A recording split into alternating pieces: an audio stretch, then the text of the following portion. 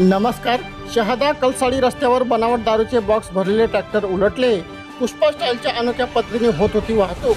नागरिकांनी शेकडो दारूचे बॉक्स केले लंपास।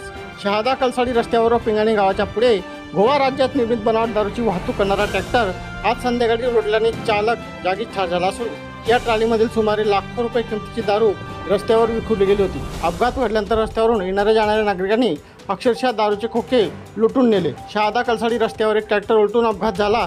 या अपघाताची विषमता एवढी होती की ट्रॉली उलटल्यामुळे त्यांचा आवाज परिसरातील 1 किलोमीटरपर्यंतच्या नागरिकांना ऐकू आला। विशेष म्हणजे या ट्रॉलीमध्ये वरून पेवर ब्लॉक व त्याखाली गोवा राज्यात निर्मिती बनावट दारूचे सुमारे 400 पेक्षा अधिक खोके ठेवण्यात आलेले होते। ट्रॉली उलटल्यामुळे यातील पेवर ब्लॉक व बनावट दारू रस्त्याच्या पलीकडे पडले तर ट्रॅक्टर पूर्णपणे उलटले असून ड्रायव्हर सीट खालीच अडकल्याने तो मयत झाला आहे। या अपघाताची माहिती मिळाल्यानंतर शहादा पोलिसांचे पथक घटनास्थळी दाखल झाले असून त्यांनी आपली कारवाई सुरू केलेली आहे। या भीषण अपघातात चालक जागी ठार झाला असून त्याची ओळख पटवण्याचे काम रात्री उशिरापर्यंत सुरू होते।